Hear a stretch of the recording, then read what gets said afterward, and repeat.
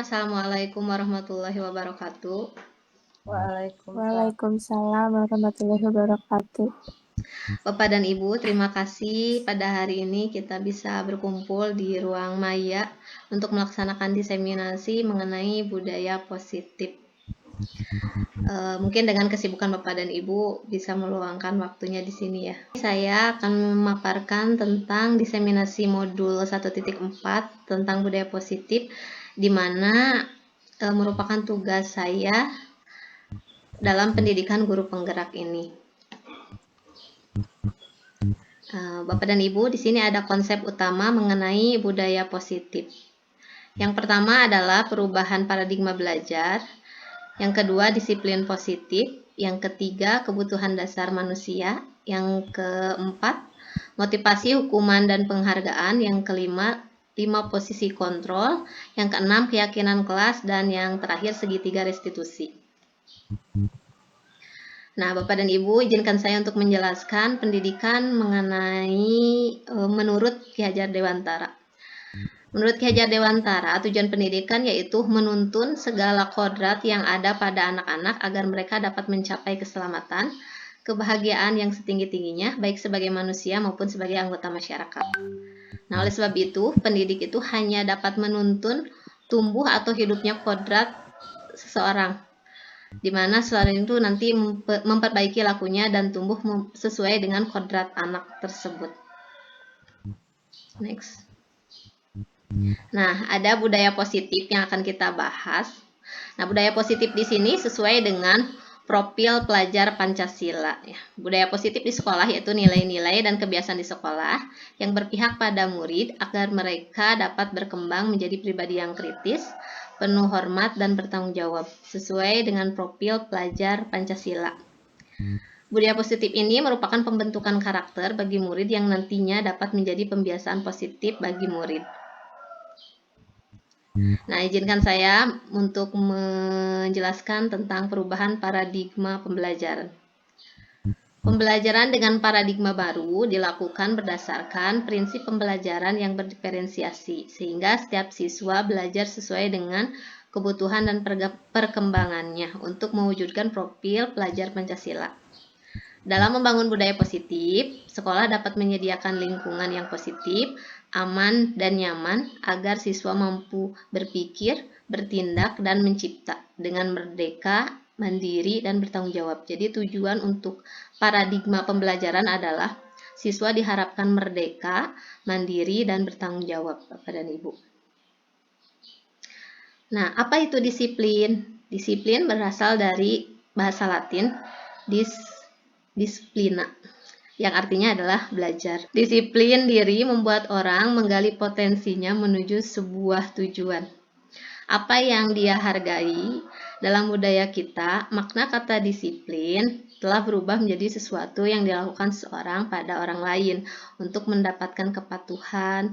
Kecenderungan umum adalah menghubungkan kata disiplin dengan ketidaknyamanan, bukan dengan apa yang kita hargai atau pencapaian suatu tujuan mulia. Nah, disiplin positif merupakan salah satu cara penerapan disiplin yang bertujuan untuk menumbuhkan kesadaran serta memperdaya anak untuk melakukan sesuatu tanpa paksaan, ancaman, dan hukuman. Nah, sebagai pendidik, kita punya tujuan menciptakan anak-anak yang memiliki disiplin diri sehingga mereka bisa berperilaku dengan mengacu pada nilai-nilai kebajikan universal dan memiliki motivasi intrinsik bukan ekstrinsik.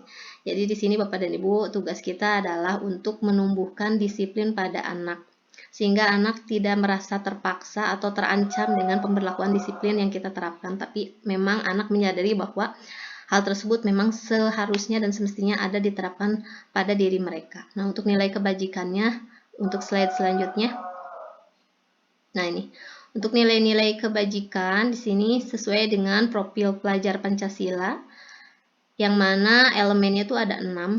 Bapak dan Ibu ini bisa dilihat dari beriman, kemudian mandiri, bernalar kritis, berkebinekaan global, bergotong royong, dan kreatif. Nah, di sini ada primary yes program, yaitu pengembangan sikap siswa. Yaitu nantinya dari sikap disiplin tersebut muncullah rasa toleransi, rasa hormat, integritas, mandiri, menghargai, antusias, empati, keingintahuan, kreatif, kerjasama, dan percaya diri. Kemudian dari sana muncullah 9 pilar karakter, yaitu cinta kepada Tuhan, kemandirian dan tanggung jawab, kejujuran, hormat dan santun, dermawan, dan sebagainya. Nah, lanjut pada 5 kebutuhan dasar manusia. Di sini seluruh tindakan manusia pasti memiliki tujuan tertentu. Semua yang kita lakukan adalah usaha terbaik kita untuk mendapat apa yang kita inginkan. Ketika kita mendapat apa yang kita inginkan, sebetulnya kita sedang memenuhi salah satu dari kebutuhan dasar kita. Apa saja kebutuhan dasar kita? Yang pertama adalah kebutuhan untuk bertahan hidup. Kemudian yang kedua kasih sayang dan rasa ingin diterima. Kemudian yang ketiga itu kebebasan dan kesenangan. Kemudian yang keempat, penguasaan atau power. Ketika seorang murid melakukan suatu perbuatan yang bertentangan dengan nilai-nilai kebajikan atau melanggar peraturan, hal itu sebenarnya dikarenakan mereka gagal memenuhi kebutuhan dasar mereka. Nah, tugas kita sebagai pendidik yaitu mengembalikan kegagalan tersebut kepada keberhasilan, gitu, Bapak dan Ibu. Untuk pertanyaannya, ini ada pertanyaannya. Ibu Ambar, Ibu Nina, bentar ya. Ibu Ambar, guru wali kelas 2A di SD Pelita Hati, sedang bingung menghadapi ulah salah satu murid di kelasnya, Doni. Beberapa anak di kelas 2A telah datang padanya dan mengeluh Doni seringkali meminta bekal makan siang kepada mereka dengan paksa.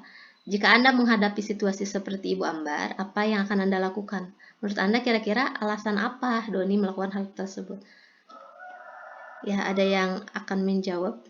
Kira-kira ini Doni kenapa ya bisa berkata, bisa mengambil makan siang temannya yang lain dengan paksa? Bu Intan. Suaranya sudah cukup jelas? Ya, jelas Bu. Baik Bu, silakan. Oke. Ya, tadi salah satunya pertanyaannya kenapa Doni dapat melakukan seperti itu.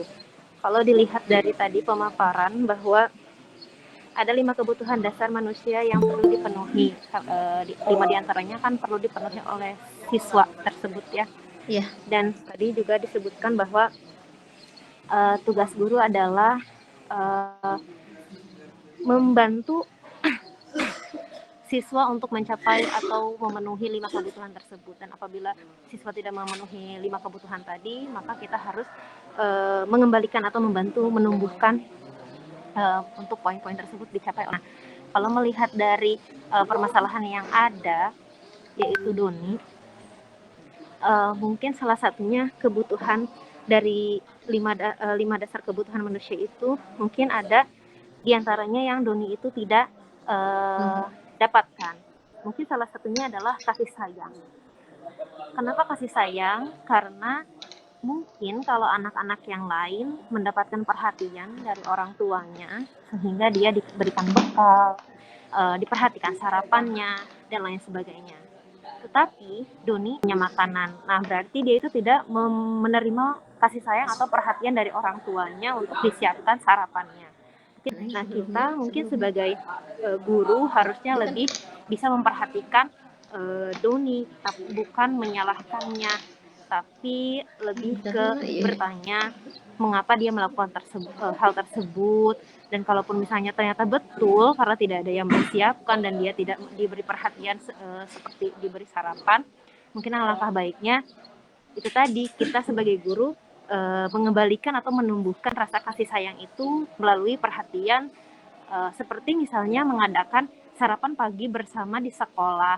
Kalaupun ada siswa-siswa yang tidak mampu membawa sarapannya masing-masing atau bekal makanannya masing-masing, setidaknya ada perhatian dari pihak sekolah untuk memberikan setidaknya snack-snack ringan, dan itu bisa ditumbuhkan melalui berbagi.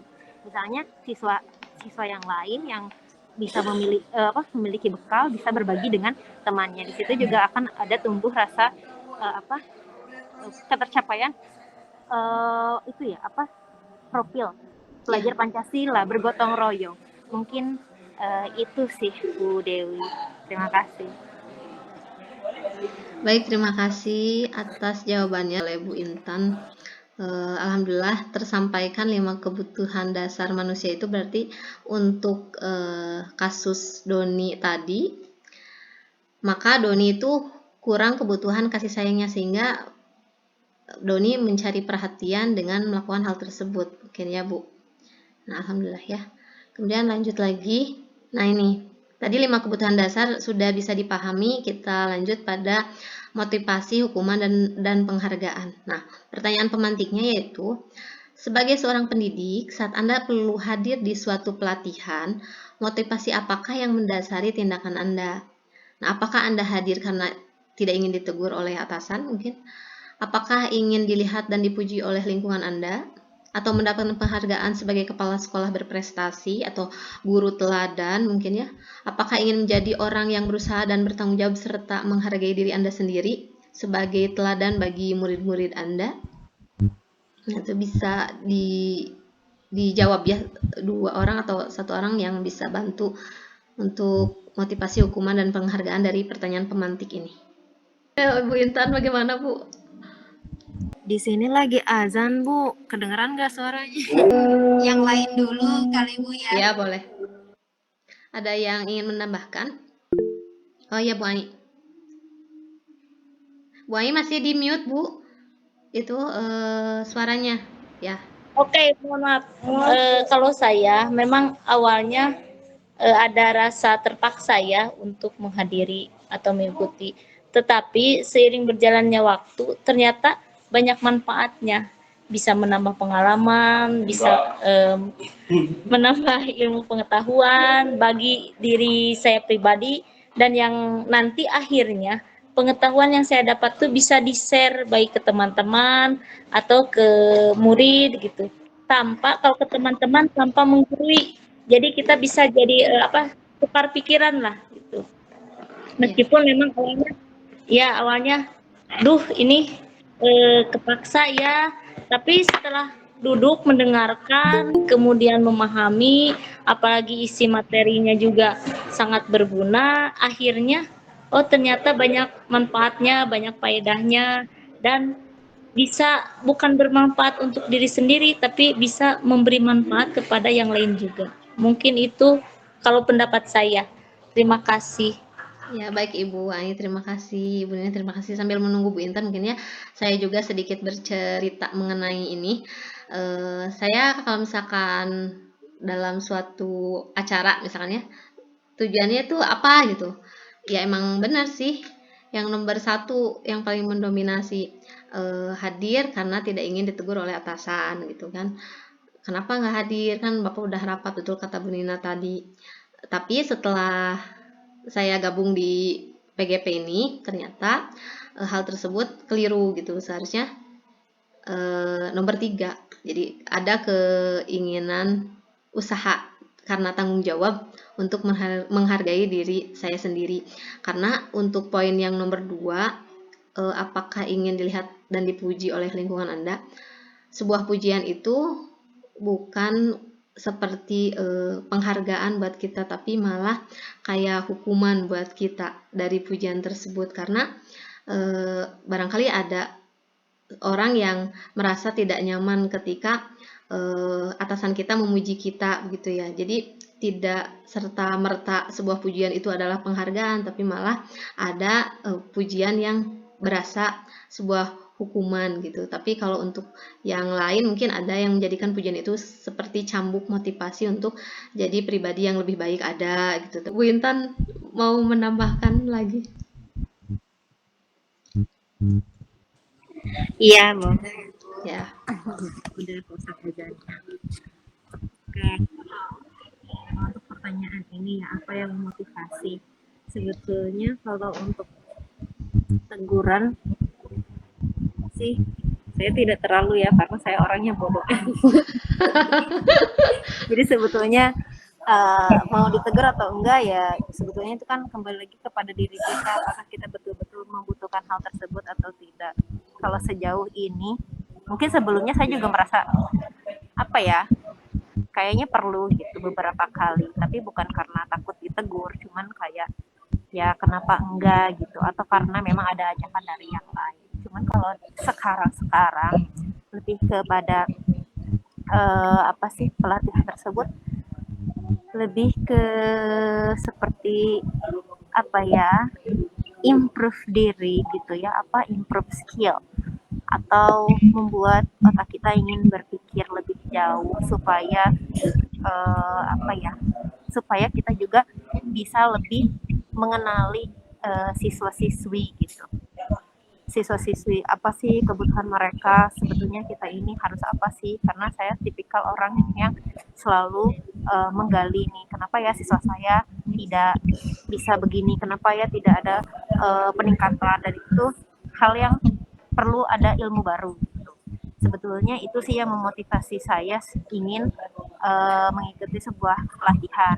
Meskipun sebetulnya sebelum mengikuti pelatihan itu, jujur saja saya merasa tidak mau gitu. Maksudnya malas untuk mendaftarnya, malas untuk melakukannya. Tapi sebetulnya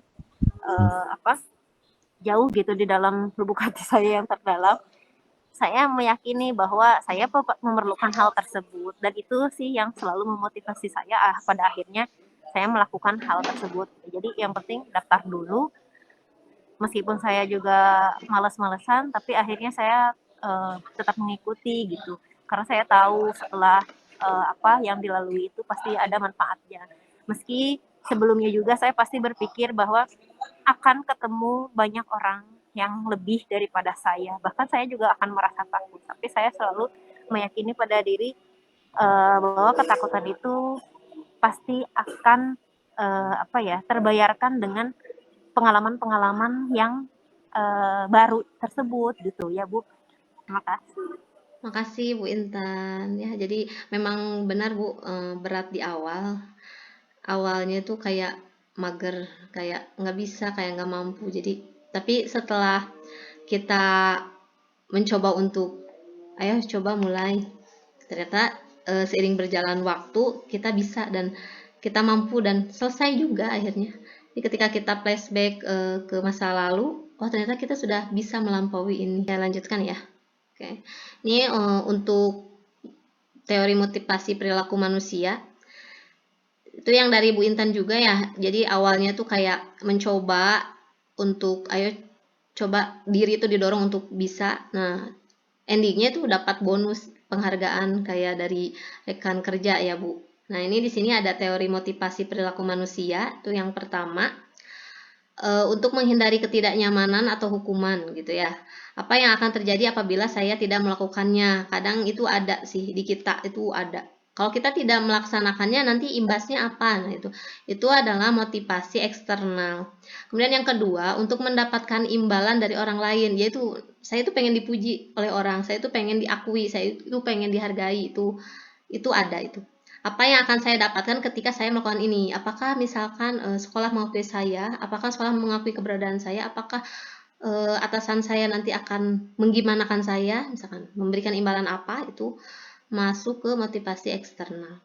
Kemudian yang ketiga, untuk menghargai diri sendiri. Yang tadi, karena kebutuhan kita butuh ilmu tersebut, kita mau mengupgrade ilmu kita, diri kita. Nah, maka di sini motivasi internal atau tujuan dari apa yang saya paparkan, yaitu tujuan dari disiplin positif, yaitu muncul rasa sikap tanggung jawab pada pribadi kita sendiri untuk menghargai diri kita, menjadi insan yang sesuai dengan harapan kita.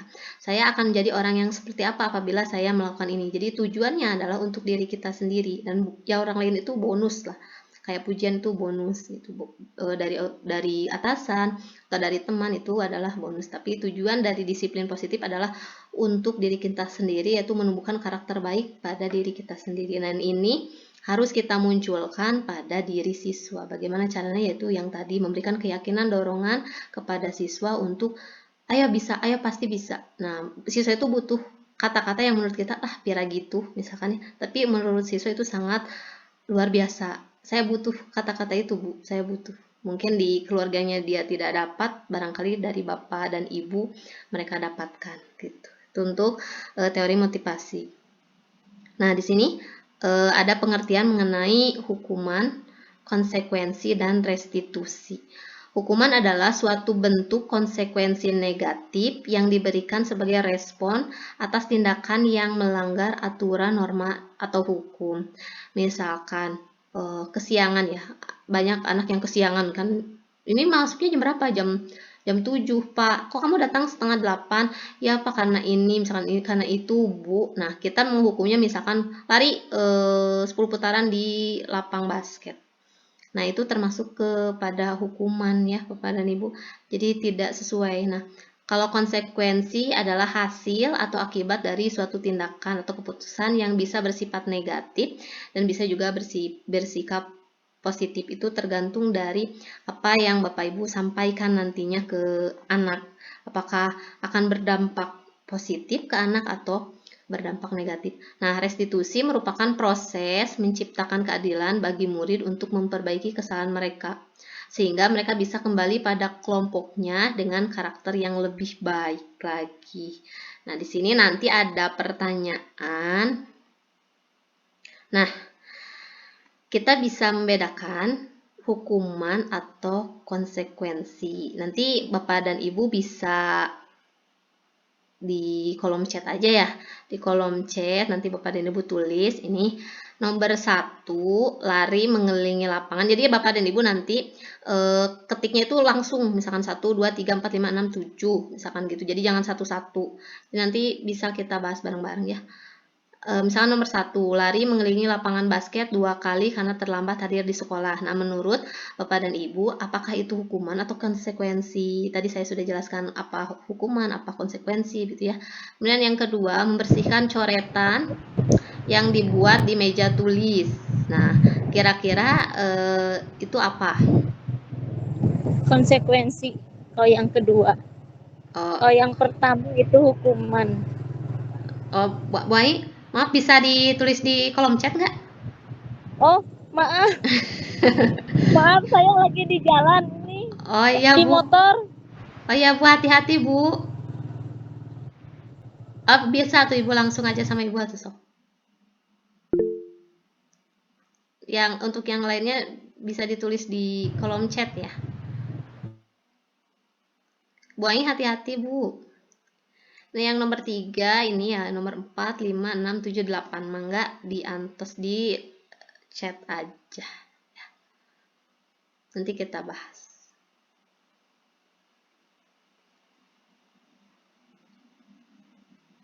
Ini kata Bu Intan ya. Yang nomor 1 itu termasuk hukuman. Bu Nina juga sama, hukuman. Nomor 2 itu konsekuensi, sama ya.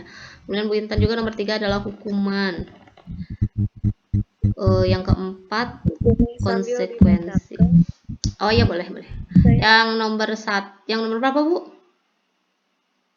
Yang nomor 3, maaf. Saya di HP jadi sambil lihatnya terlalu kecil. Nomor 3 itu murid diminta untuk push up 15 kali karena tidak menggunakan masker ke sekolah.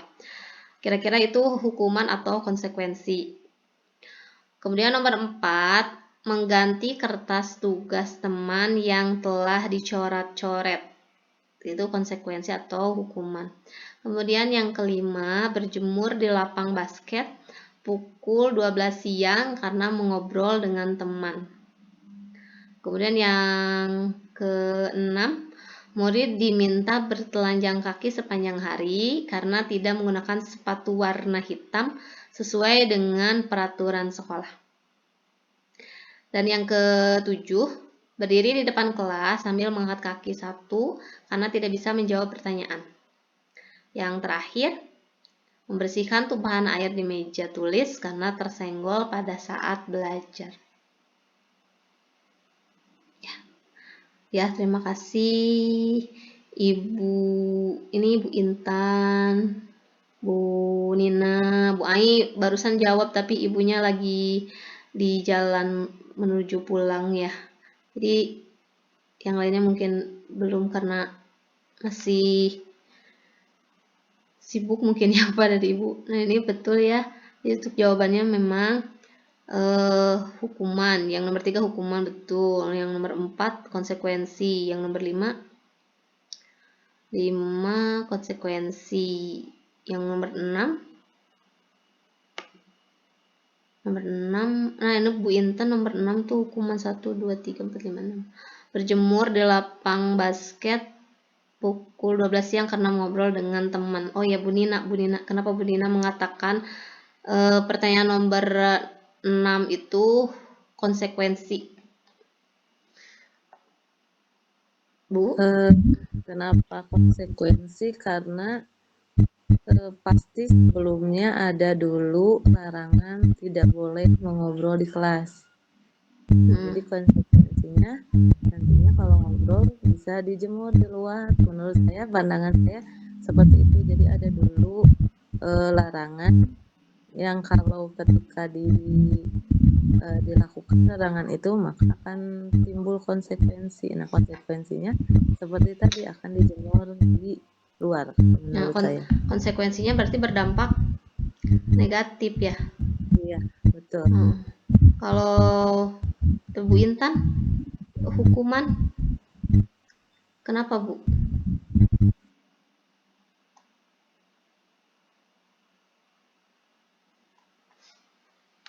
Ya, nomor 5 ya? Nomor 6, 1, 2, 3, 4, 6 Bu. Nomor 5 Bu. Yang nomor 5. Oh iya, 5 Bu. Iya, nomor 5 ya. Yang berjemur di lapang basket pukul 12 siang karena mengobrol dengan teman. Menurut saya itu sebuah hukuman karena konsekuensi itu adalah sesuatu yang kita berikan kepada siswa dan konsekuensi itu yang kita berikan kepada siswa untuk siswa belajar dari kesalahan yang dia lakukan. Tapi pada poin 5 ini siswa tidak akan mendapatkan pembelajaran maksudnya konsekuensi itu kan sesuatu yang kita berikan untuk mengedukasi dia gitu. Jadi ketika dia salah, dia akan berpikir secara logikanya dan dia akan belajar dari kesalahan tersebut gitu melalui hal yang kita berikan. Namun di poin 5 ini yang kita berikan itu tidak membuat dia jera dan tidak memberikan sebuah pembelajaran, maka itu disebutnya sebuah hukuman, bukan konsekuensi. Jadi biasanya kan setiap guru itu di awal pembelajaran suka memberikan yang namanya kontrak belajar. Nah, setiap kontrak belajar itu kalau saya pribadi atau di sekolah saya selalu memberikan sebuah konsekuensi. Konsekuensi itu adalah sesuatu yang tidak membuat siswa maksudnya tidak menyakiti, tidak atau sesuatu hal yang tidak memberikan pelajaran, tapi ya tadi itu bentuk sesuatu hal yang negatif. Siswa kan bisa jadi menjadi emosi dan tidak memetik sesuatu dari apa yang dia kerjakan dan mendapatkan sanksinya apa gitu. Jadi si sanksi itu tidak memberikan dia pembelajaran gitu. Nah, itu jadinya termasuk hukuman kalau menurut saya pribadi. Terima kasih. Terima kasih Bu. Oke, untuk yang nomor 5, berjemur di lapang basket pukul 12 siang karena mengobrol dengan teman. Mungkin di sini kalau misalkan ingin konsekuensi, maka jangan berjemur di lapang karena jam 12 siang takutnya anaknya itu nanti Bu Nina ya, Bu. Jadi kita ganti konsekuensi dari kesalahan anak itu dengan hal yang bisa memberikan positif kepada anak gitu Bu. Jadi jangan berjemur di lapang basket misalkan gitu karena tidak memberikan dampak positif, malah jadi dampak negatif atau bahkan bisa membuat anak kayak bermasalah dengan kesehatannya, takut pusing atau pingsan gitu ya Bu. Jadi kalau yang nomor 5 saya menyetujui ini adalah sebuah hukuman sih Bu. Hukuman ini yang nomor 5 hukuman. Tapi kalau misalkan mau konsekuensi berarti kita harus mengganti jangan berjemur di lapang basket, tapi kayak misalkan kamu harus menghafal Quran misalkan juz berapa gitu. Jadi kasih tanjakan ke anak gitu. Mudah-mudahan dengan sama-sama Bu Nina, terima kasih kembali. Mudah-mudahan dengan hal seperti itu jadi anak tidak mengulangi kesalahannya gitu ya. Lanjut ya Bu. Nah, sudah sampai kita di permainan ini. Mungkin Bapak dan Ibu ngantuk nggak Bu? Kita lakukan ice breaking. Tapi ini teh sama siapa gitu soalnya pada tutup kamera, jadi Mau sama siapa ini telawannya. Biasanya Bu Sri suka on nih, Bu Sri atau Bu Ain itu lagi di jalan. Ya, kita akan coba permainan cobalah buka. Nah, bayangkan ya, bayangkan Anda dan teman Anda. Jadi Ibu ada lawannya gitu. Anda dan teman Anda akan melakukan kegiatan cobalah buka. Anda adalah si A gitu. Ini Anda si A. Tugas Anda adalah mengepal salah satu tangan Anda. Berarti Anda mengepal gini kan. Nah, coba Anda bayangkan bahwa Anda menyimpan sesuatu yang sangat berharga di dalam kepalan tangan Anda. Nah, Anda perlu menjaga benda tersebut sekuat tenaga Anda karena begitu pentingnya untuk kehidupan Anda itu. Nah, tugas B itu rekan-rekan Anda ya. Di depan berarti Anda mencoba untuk dengan segala cara, bagaimana caranya mau membujuk, menghardik, mencubit kalau ada. Tapi kan ini di dunia maya, jadi dirayu sajalah, dirayu supaya kepalan tangan dari yang A itu terbuka gitu. Nah, di sini misalkan Anda bisa menawarkan sebuah uang atau menggodanya, boleh itu ya. Nah, ada pembelajaran dalam kegiatan ini, yaitu sesungguhnya siapa yang memegang kendali atau kontrol untuk membuka atau menutup kepalan tangan. Nah, mau dipraktekkan tidak? Siapa ya? Bu Intan sama siapa? Bu Sri? Halo Bu Sri? Bu Sri?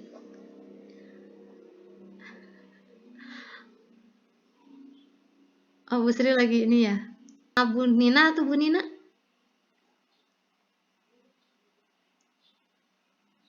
Boleh. Boleh. Halo, Bu Intan. Bu Intan berarti yang A ya? Iya. Jadi Bu Intan memposisikan kepalan tangan gini. Bentar Bu. Yuk kita mulai. Sudah siap? Oke. Bisa masuk. Intan, halo, Oke. Wilujeng. Kenal ya Bu Intan, saya Bu Nina, kebetulan temannya Bu Dewi. Pada kesempatan kali ini, saya tadi dengar dari Bu Intan, dari Bu Dewi, kalau Bu Intan itu punya hal yang menarik ya di tangannya. Iya. Nih, Bu Intan kan kita baru kenal. Boleh lihat tidak apa sih hal yang menarik dari Bu Intan, dari tangan Bu Intan? Siapa tahu nanti kalau hal yang menarik itu sama, menariknya dengan apa yang saya punya, bisa kita bagi. Boleh tidak? Oh.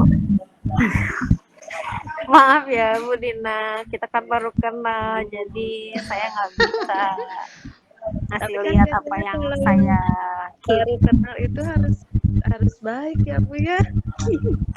Tidak boleh menolak. Kan itu pertama kenal biasanya yang mencerminkan. Jadi nanti jangan-jangan Bu Intan ini pelit deh nggak ngeliatin apa yang ada di tangannya. maaf Jadi Bu gitu Dina, jangan tapi begitu. saya nggak mau memperlihatkan apa yang saya sembunyikan ini. Kira-kira yang Ibu sembunyikan itu memang berharga ya untuk Ibu? Sangat berharga sekali. Saya tidak mau orang lain lihat. Ya, tapi gimana dong Bu? Saya pengen tahu nih, siapa tahu hal yang berharga itu juga bisa dibagi. Kan harus berbagi kalau sama teman-teman. Apalagi yang baru sih, Bu, kenal. tapi kan kita secara individu harus saling menghargai. Ibu nggak boleh memaksa. Saya nggak mau. Rayu terus Bu Nina. Aduh, kalau gitu saya tuker deh. Saya juga punya nih hal yang sangat berharga untuk diri saya. Yuk kita tukeran yuk.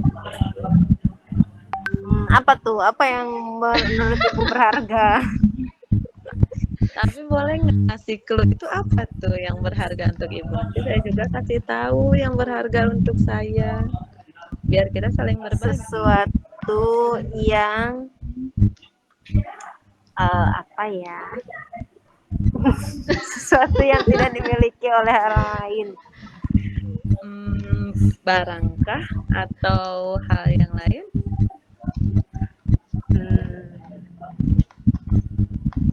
Bukan barang. Uang?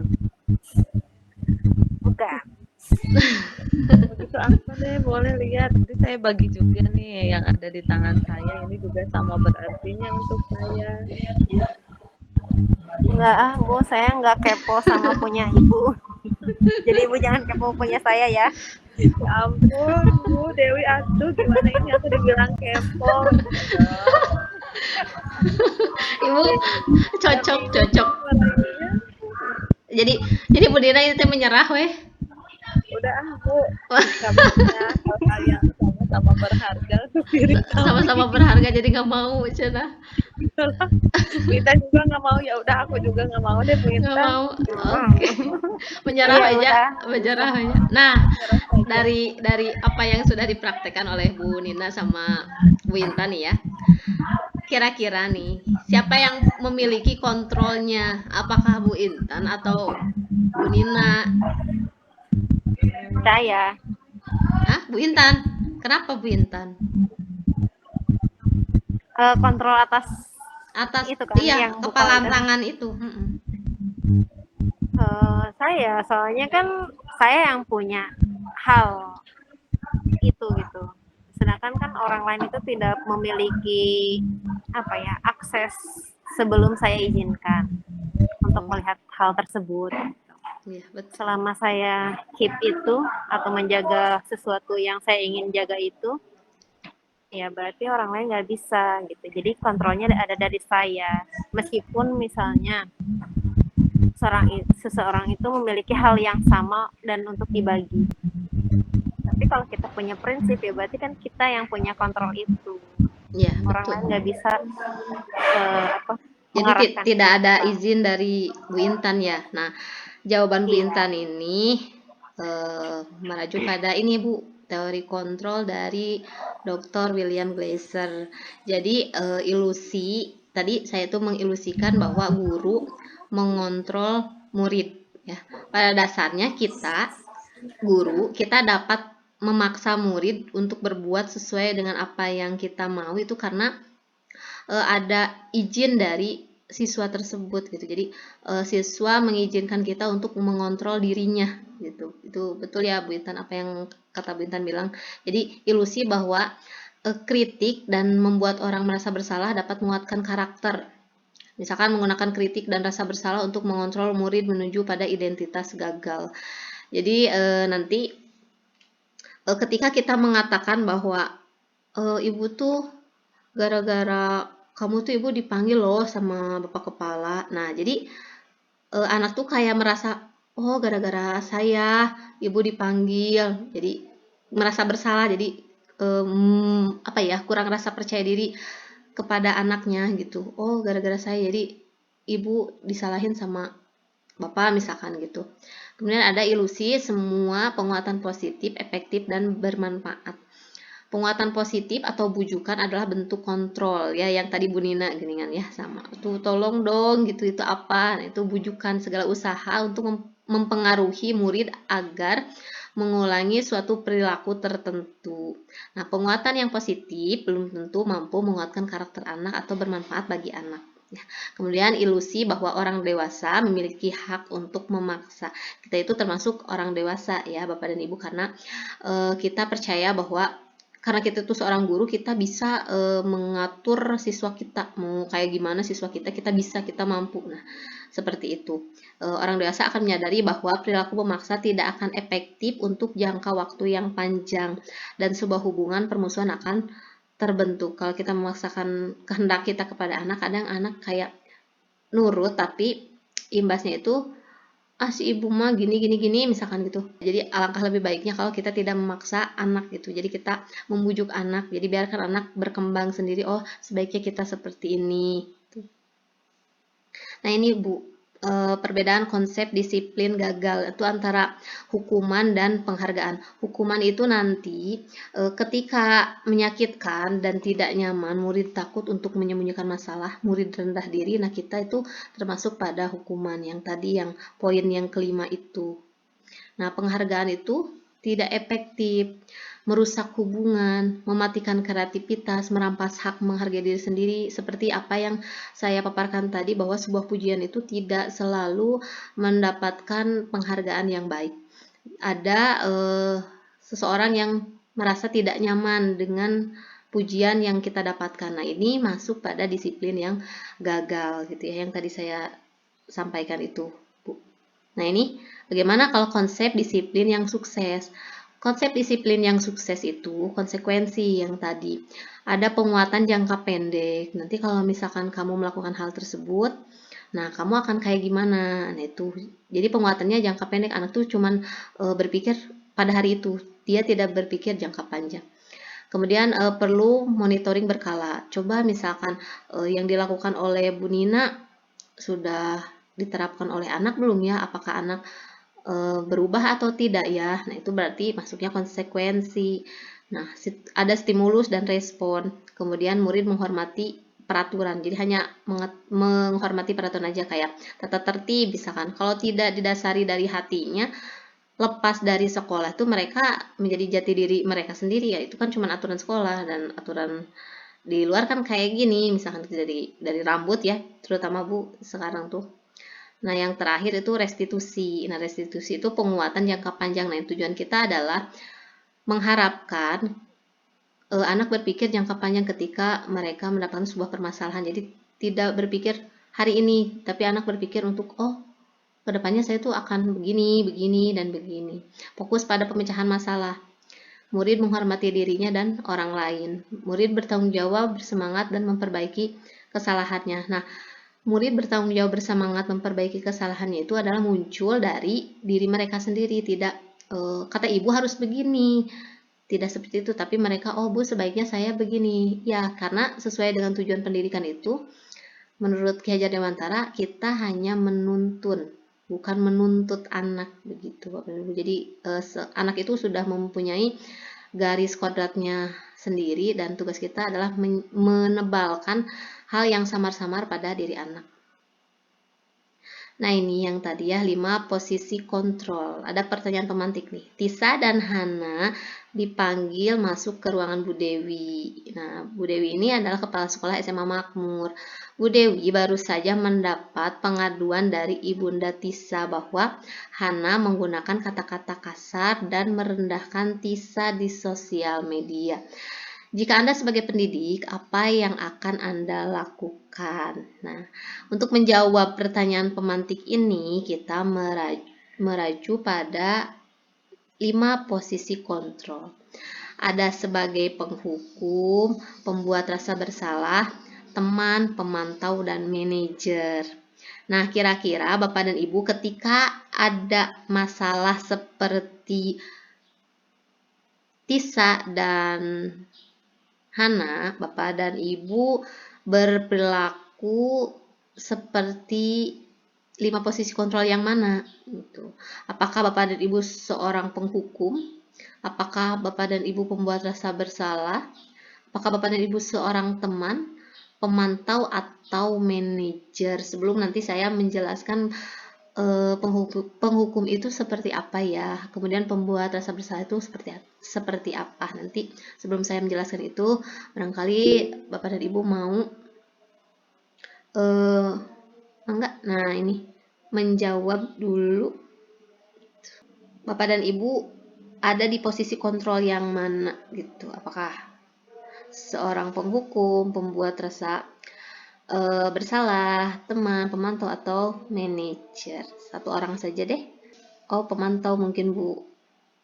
Oh, pemantau. Bu Intan pemantau ya. Atau teman. Tidak manajer Bu.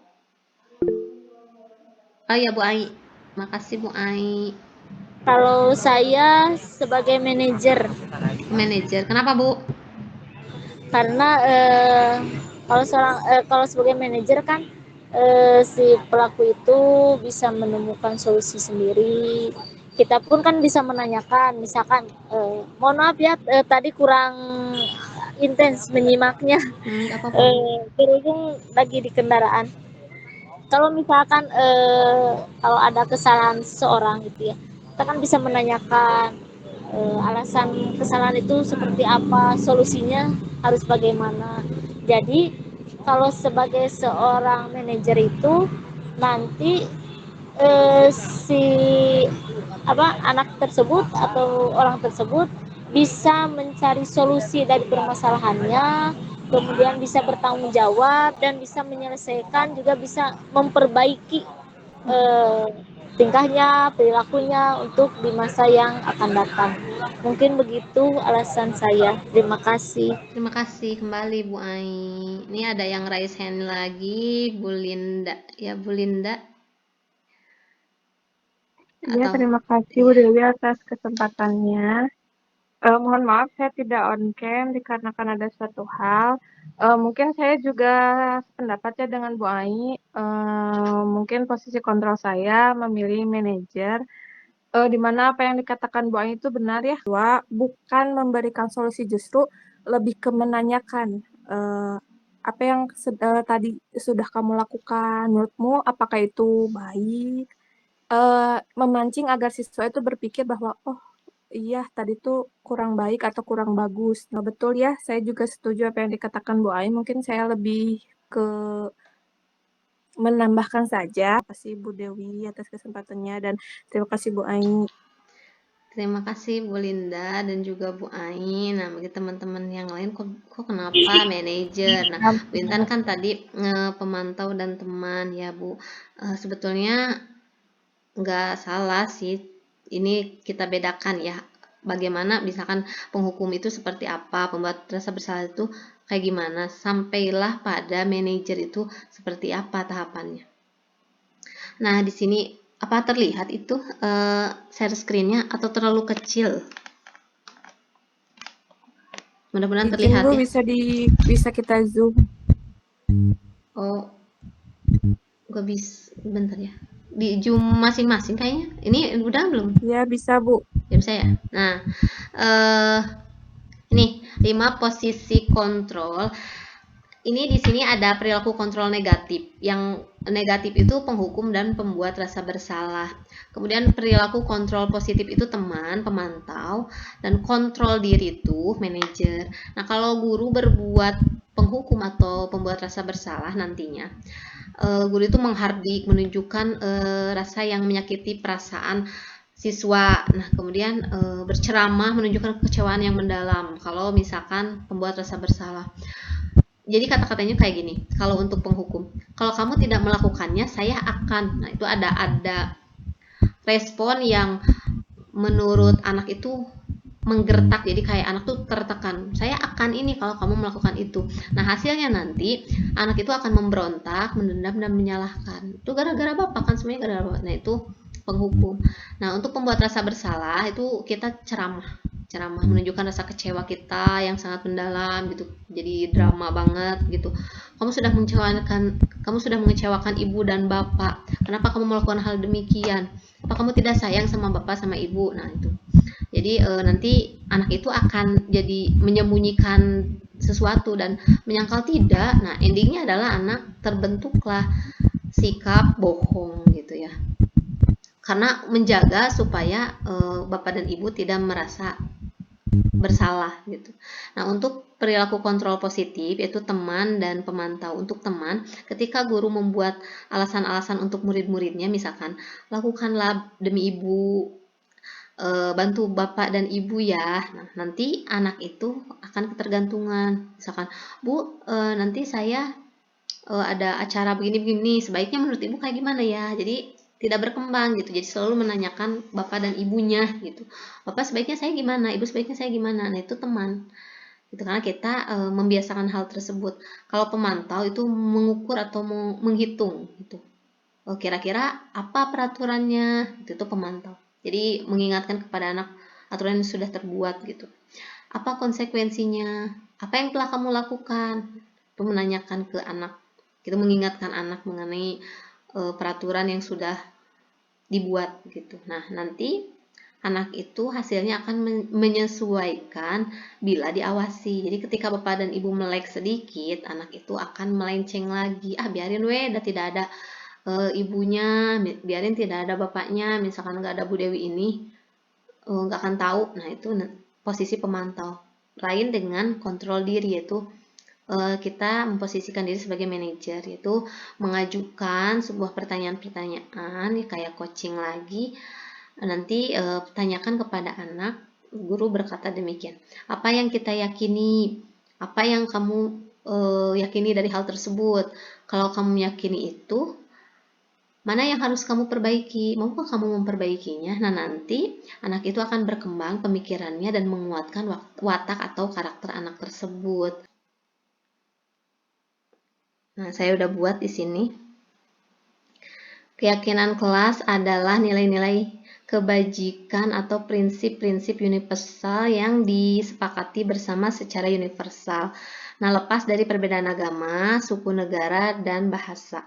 Menurut Gosen, suatu keyakinan akan lebih memotivasi seseorang dari dalam atau intrinsik. Seseorang akan lebih bersemangat untuk menjalankan keyakinannya daripada hanya sekadar mengikuti aturan. Nah, kita ketika melaksanakan sebuah pembelajaran itu kita membuat peraturan pembelajaran ya, atau misalkan kalau kita sebagai wali kelas kita membuat peraturan kelas. Nah, kita ganti bahasanya itu jadi keyakinan kelas.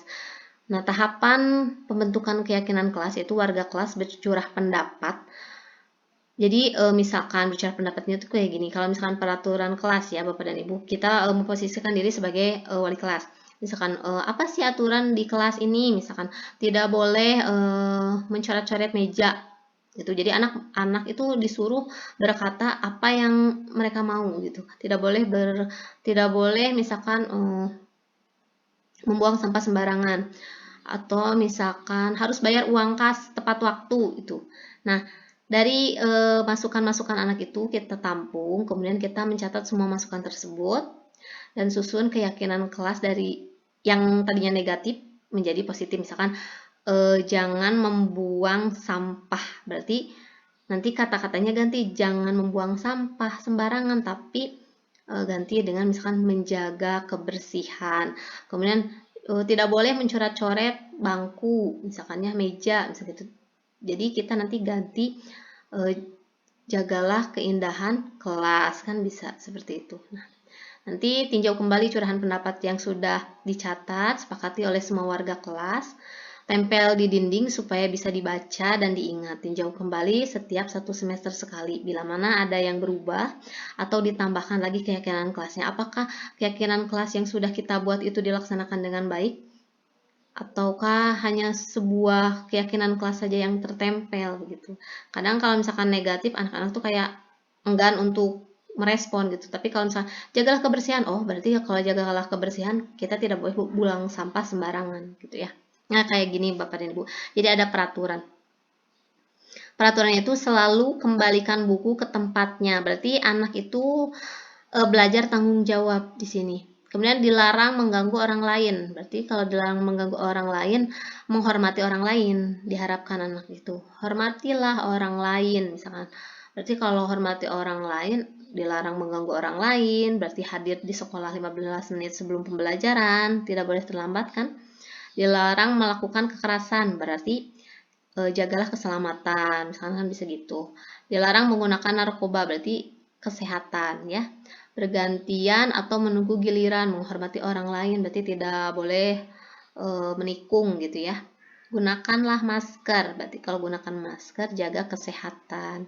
Jangan berlari di kelas atau koridor, itu keselamatan. Kita bisa ganti jangan berlari itu dengan berjalanlah di kelas atau koridor. Itu bahasa positifnya bisa diganti seperti itu. Dan saya sudah menerapkan itu di kelas saya, itu kelas IPA sama kelas IPS. Cuman harusnya itu ada foto yang pakai note gitu ya Bu, yang warna-warni ditempel di papan tulis. Tapi karena dokumentasinya ada di anak, jadi saya tidak mengambil dari anaknya karena kata anaknya sudah terdelete. Jadi saya cuma punya ketika anak sedang menulis keyakinan kelas dan peraturan di kelas. Nah, lanjut ini untuk segitiga restitusi.